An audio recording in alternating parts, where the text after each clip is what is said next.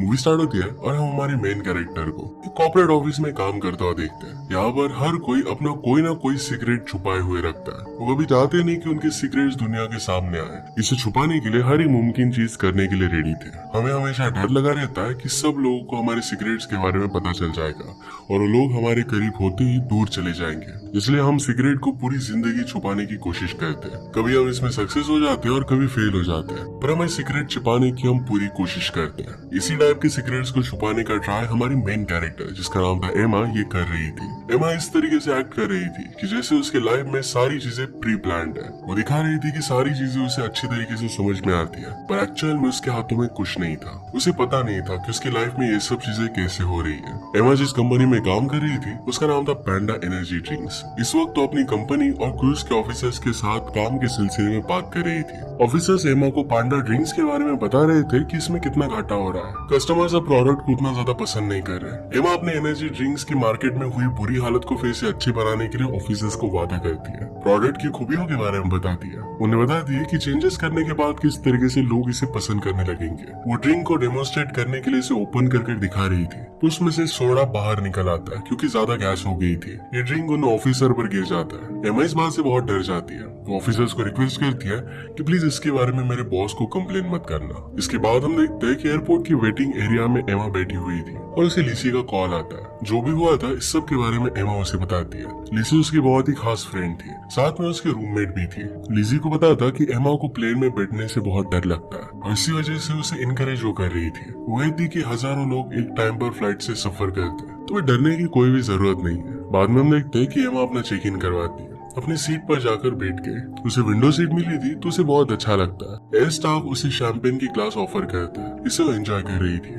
उसकी सीट के पास एक आदमी आकर बैठ जाता है। इसका नाम था हार्पर। ये हमारी मूवी का और एक मेन कैरेक्टर है। वो फोन पर बात कर रहा था। एमा उसे ग्रीट करती है पर वो कहता है कि बाद में मैं तुमसे बात करता हूँ। अपने शैंपेन को एंजॉय कर रही थी। इसके बाद प्लेन टेक ऑफ हो जाता है। एमा ने अपने पैर आगे की सीट पर ऊपर चढ़ा लिए थे। स्टाफ उसे कहता है कि अलाउड नहीं है। स्टाफ हार्पर को भी ग्रीट करता है। तभी प्लेन में एक जोर से झटका लगा। इससे एमा बहुत ज्यादा डर जाती है। एमा कहती है कि क्या हम किसी चीज से टकरा गए। स्टाफ कहता है कि कोई भी डरने की बात नहीं है, सब कुछ नॉर्मल है। उसे सीट बेल्ट लगाने के लिए कहते हैं। एमा और भी ज्यादा डर गई थी। हार्पर एमा को काम करने का ट्राई करता है। उसे कहता है कि सिर्फ एयर टर्बुलेंस है, इसमें डरने की उतनी ज्यादा कुछ बात नहीं है। एमा कहती है कि मैंने सुना है कि बहुत खतरनाक हो सकता है। मैंने अब तक लाइफ में बहुत सारी चीजें नहीं की है। मुझे माउंटेन्स चढ़ने हैं। मैंने अब तक अपनी बॉडी पर कोई टैटू नहीं किया है। अब तक सेक्सुअली वो सेटिस्फाइड भी नहीं हुई है। ये सब बातें कहना बहुत ही वियर्ड था, पर एमा बहुत डरी हुई थी और इसी वजह से हार्पर को सब कुछ बता रही थी। एमा को रियलाइज होता है कि अनअप्रोप्रिएट है और इसके लिए वो माफी मांगती है। एरोप्लेन में बैठे सब लोग झटकों की वजह से काफी डरे हुए थे और एमा भी बहुत डरी हुई थी। हार्पर उसे कहता है तुम अपनी बातें करती रहो, इससे तुम्हें जरा अच्छा लगेगा। एमा उसे अपने डर के बारे में बताती है कि उसे लग रहा है कि शायद उसका पूरा करियर अब खत्म हो जाएगा क्योंकि क्लाइंट के साथ उसकी मीटिंग उतनी अच्छी कहीं नहीं थी। उसे लगता है कि अब उसकी फ्रेंड को प्रमोशन मिल जाएगा और दूसरों के लिए उसे काम करना पड़ेगा। वो अपने फेवरेट मूवी के बारे में, अपने बॉयफ्रेंड के बारे में सारी इंटीमेट डिटेल्स बता रही थी। ये सब बताते हुए उसे कुछ भी आइडिया नहीं था कि जिस कंपनी में वो काम कर रही है एक्चुअल में उसका बॉस हार्पर ही है। ये सब जब वो बता रही थी तो थोड़ी देर में हार्पर उसे रोक देता है क्योंकि उनका प्लेन अब लैंड हो चुका था। बहुत टाइम से टर्बुलेंस भी नहीं था, पर फिर भी एमा उसे सब कुछ बता रही थी तो हार्पर सुन रहा था। ये बात जब एमा रियलाइज करती है कि हार्पर ने उसे रोका नहीं, तो इस बात से वो बहुत ज्यादा गुस्सा हो जाती है। हार्पर कहता है कि मुझे लगा कि ये सब बताने से तुम्हारा मन हल्का हो जाएगा, इसी वजह से मैं तुम्हें रोकना नहीं चाहता था। उसे गुस्सा होकर वहाँ से निकल जाती है। एयरपोर्ट पर उसका बॉयफ्रेंड कॉनर उसे लेने के लिए आया हुआ था। कॉनर को उसकी काफी चिंता हो रही थी क्योंकि उसे पता था कि एमा को टर्बुलेंस से बहुत डर लगता है। एमा ने उसे मैसेज भी कर दिया था क्या शायद मेरी जान जा सकती है और इसी वजह से उसके लिए वो बहुत ही वरीड था। कॉनर उसे मिलने के बाद उसे कहता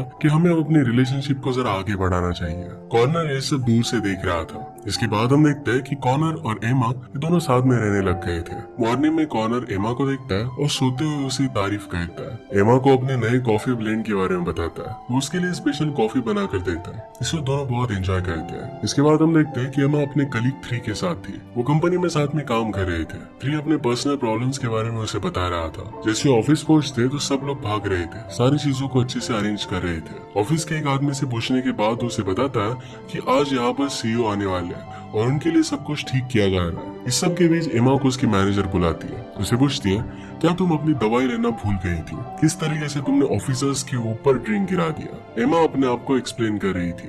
मैनेजर उसे कहती है कि अब यहाँ पर सीईओ आने वाले हैं और इस तरीके से गलतियां फिर से होनी नहीं चाहिए, तुम्हें जॉब से निकाल दूंगी। जब एमा देखती है कि यहाँ पर हार्पर आ चुका है और वही कंपनी का सीईओ है तो इस बात से शॉक हो जाती है। उसने फिर खुद को कंट्रोल किया और मैनेजर के साथ ग्रीट किया। मैनेजर सब लोगों को एक एक कर इंट्रोड्यूस करवा रही थी। वो हार्पर को एमा को भी इंट्रोड्यूस करती है। एमा के बारे में थोड़ी सी वो मैनेजर से बातचीत करता और फिर उससे पूछता है कि यहाँ की कॉफी कैसी है, क्योंकि एमा ने प्लेन में कहा था कि उसके ऑफिस में कॉफी बहुत ही घटिया मिलती है। इस बात से एमा को बहुत ही ऑकवर्ड लगता है। वो कॉफी की बहुत तारीफ करती है। यहाँ पर हार्पर से बात कर सब लोग उसे इम्प्रेस करने की कोशिश कर रहे थे। इसके बाद एमा हार्पर को ऑफिस में मिलने के लिए जाती है। उसे बताती है कि जो भी हुआ एक कोइंसिडेंस था, वो इस बात को भूलना चाहती थी। वो कहती है कि मुझे पता नहीं था कि आप ही हमारी कंपनी की सीईओ हो। उससे कुछ भी गलती हो गई होगी तो इसके लिए वो माफी मांगती है और कहती है कि प्लीज मुझे जॉब से मत निकालिएगा। हार्पर उसे भरोसा दिलवाता है कि उसे जॉब से नहीं निकालेगा। इस बात को ज्यादा सीरियसनेस से नहीं देखता। वो इस बात को सीक्रेट रखने के लिए कहता है कि किस तरीके से दोनों शिकागो में मिले थे। एमा सीक्रेट रखने के लिए हाँ कहती है। इसके बाद हार्पर उसे पूछता है क्या तुम्हें कभी रियल प्यार हुआ है। एमा इसके बारे में अपनी फिलोसफी बताकर वहाँ से चली जाती है। आज जो भी हुआ था ये सारी बातें एमा अपने फ्रेंड लिजी को बताती है। इस बात से लिजी भी शॉक हो गई थी कि वही कंपनी का सीईओ था। वो उससे कहती है कि क्या तुमने कोई ऐसा तो सीक्रेट नहीं बता दिया जो बहुत ही डेंजरस हो। एमा ने तो बहुत कुछ बता दिया था। इसके बाद फ्रेंड उसे पूछती है कि कॉनर के साथ तुम्हारा सब कुछ कैसा चल रहा है। एमा कहती है कि कॉनर अब मुझे पहले जितना प्यार नहीं करता। अगले दिन एमा पहले की तरह अपने काम पर लग जाती है। हार्पर सब लोगों पर नजर रख रहा था। थोड़ी देर में यहाँ पर 3 आ जाता है। वो हार्पर को अपना इंट्रोडक्शन देता है। वो कहता है कि मुझे एमा की जरूरत है, उसके साथ मुझे कुछ कैलकुलेशंस करनी है। ये कैलकुलेशन एक कोड वर्ड था, यानी कि जब भी उन्हें कॉफी के लिए जाना होता है तो 3 इसी तरीके से उसे बात करता है और उसे लेकर जाता है। इस बात के बारे में भी एमा ने हार्पर को प्लेन में बता दिया था। इसके बारे में वो 3 से बात करती है। 3 उससे कहता है क्या इसके बारे में हार्पर को अब भी याद होगा, शायद अब तक वो भूल गया होगा। जब वो वापस आ रहे थे तो लिफ्ट में हार्पर से मिलते हैं। हार्पर उनसे पूछता है कि कॉफी कैसी थी, मतलब उसे ये बात याद थी। 3 कुछ न कुछ कर उसे अपनी बातों में उलझा कर वहाँ से चला जाता है। बीच में लिफ्ट में कॉनर आता है। कॉनर भी हार्पर के लिए काम करता था। कॉनर भी हार्पर की कंपनी में एज ए रिसर्चर काम करता था। वो आज उन सब लोगों को प्लानिंग की प्रेजेंटेशन दिखाने वाला था। हार्पर एमा को कहता है कि तुम भी प्रेजेंटेशन में आ सकती हो। सब लोग कॉनर का प्रेजेंटेशन देखते हैं और ये काफी इंटरटेनिंग था। एमा कहती है कि मेरे ग्रैंडफादर को भी ड्रिंक बहुत ही पसंद था। बाद में एमा कॉनर को मैसेज कर कंपनी के स्टोर रूम में बुलाती है। वहाँ पर कॉनर जैसे आता है तो उसके साथ वो इंटीमेट होने की कोशिश करती है। कॉनर भी इस बात से चिढ़ जाता है और बहुत गुस्सा था। दोनों में इस बात से फाइट हो जाती है। उनकी बात अब ब्रेकअप तक पहुंच चुकी थी। अगले दिन एमा निक को कहती है कि हमें पैंडा ड्रिंक्स को एडवर्टाइज करना चाहिए और वो मैगजीन्स में। ये रिक्वेस्ट लेकर एमा को हार्पर के पास जाना पड़ता है। हार्पर एमा को थोड़ी देर के लिए बैठने के लिए कहता है। उसे कहता है कि मैंने सुना कि तुम और कॉनर दोनों ब्रेकअप कर रहे हो। एमा कहती है कि मुझे लगता है कि अब सिंगल रहना ही अच्छा है, ये मेरी ग्रोथ के लिए बहुत अच्छा होगा। हार्पर फिर तुरंत उसे पूछ लेता है कि क्या तुम मेरे साथ डिनर पर आ सकती हो।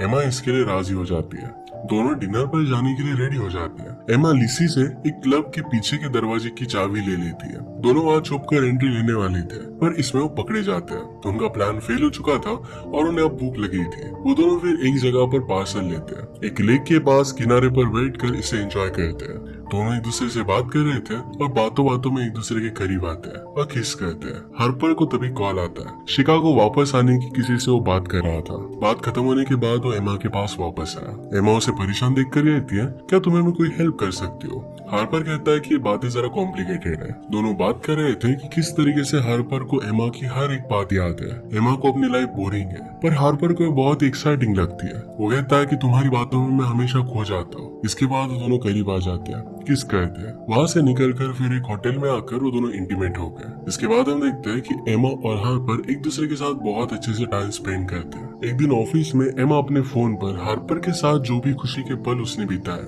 इसकी पिक्स वो देख रही थी।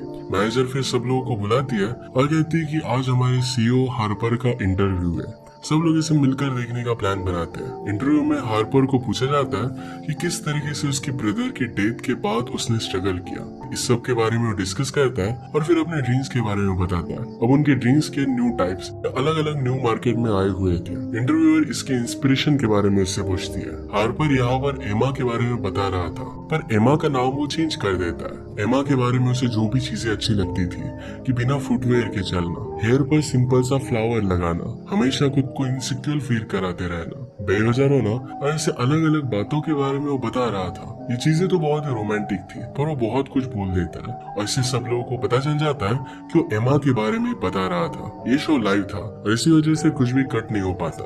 ऑफिस के सब लोगों को पता चल जाता है कि हार्पर और एमा एक साथ है। एमा को फिर लोग चिढ़ाने लग जाते हैं। ये सब सुनते हुए एमा बीच में रोते हुए वहाँ से चली जाती है। एमा घर आकर लिज़ी के पास आती है और उसे सब कुछ बताती है। लिज़ी उसे शांत करने की कोशिश करती है। एमा को फिर हार्पर का कॉल आता है। एमा हार्पर को कॉल पर बहुत भला बुरा सुनाती है। लिज़ी और उसकी दूसरी फ्रेंड उसे कहती है कि हार्पर ने जिस तरीके से तुम्हारे सीक्रेट्स के बारे में बता दिया, क्या तुम्हें भी हार्पर के सीक्रेट के बारे में पता है? एमा कहती है कि मुझे उसके बारे में ज्यादा कुछ भी पता नहीं है। वो एक्सेप्ट करती है कि उनकी रिलेशनशिप एक तरफा है। एमा 3 को वहाँ से जाने के लिए मना करती है, पर फिर भी 3 वहाँ से चला जाता है क्योंकि उसे लगता है कि हार्पर के साथ एमा को प्राइवेट बात करनी होगी। हार्पर एमा को सॉरी कहता है। एमा को सारी चीजों की वजह से बहुत बुरा लगा था, इस वजह से उसे माफ नहीं कर सकती थी। वो कहती है कि मैंने तुम्हें सारी मेरी प्राइवेट बातें बताई थी, तुमने रिवील क्यों की? लोगों ने मुझे इस बात से बहुत क्रिटिसाइज किया।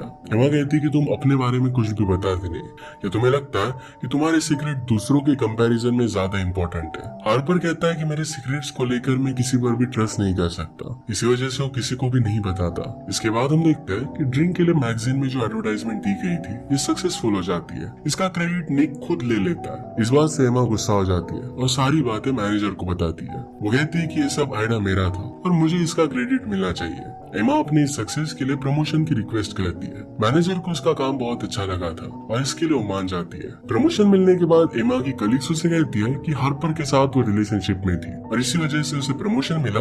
इसी तरीके की बातें सब लोग कर रहे थे।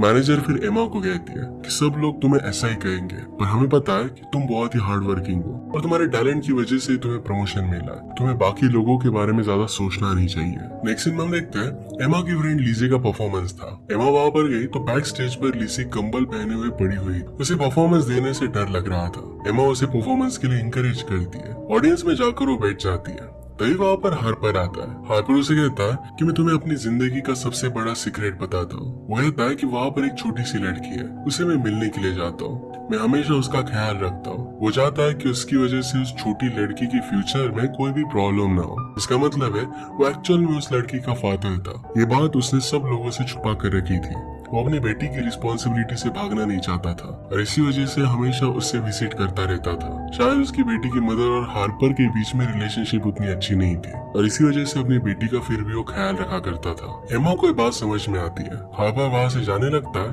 पर एमा उसे परफॉर्मेंस के लिए रोक लेती है। दोनों साथ में लिज़ी का परफॉर्मेंस देखते हैं और लिज़ी ने बहुत अच्छे से परफॉर्म किया। परफॉर्मेंस के बाद हार्पर एमा की तारीफ करता है। एमा फिर हार्पर को वहाँ से भेज देती है। वो लिज़ी से मिलने के लिए आई, उससे कहती है कि हार्पर ने अपनी लाइफ का सबसे बड़ा सीक्रेट मुझे बता दिया है ताकि मैं उससे ट्रस्ट कर पाऊँ। दोनों जब इसके बारे में बात कर रहे थे तो उनकी बात एक फेमस रिपोर्टर सुन रहा था। वो डायरेक्टली जाकर एमा को हार्पर के सीक्रेट के बारे में बताने के लिए कहता है। वो कहता है कि इसके लिए मैं तुम्हें बहुत सारे पैसे दूंगा। एमा इस बात के लिए मना कर देती है। तभी वहाँ पर हार्पर आ गया तो रिपोर्टर एमा को छोड़कर हार्पर को डायरेक्टली सवाल पूछने लगता है। हार्पर इस बात को टाल देता है। वहाँ से फिर वो निकल गया। एमा से गुस्सा हो जाता है। उसे लगता है कि शायद एमा ने रिपोर्टर को बताया था। एमा उसे समझाने के लिए जाती है, पर हार्पर उस पर काफी गुस्सा हो जाता है। हार्पर कहता है कि मैंने सिर्फ तुम्हें एक सीक्रेट रखने के लिए कहा था और तुमने सब कुछ रिवील कर दिया। एमा इस बात से काफी मायूस हो गई थी। हार्पर फ्लाइट में था और तभी वहाँ पर एमा भी आ जाती है। उसे कहती है कि जब वो उससे मिली थी तो उसके लाइफ के कितने अच्छे पल थे,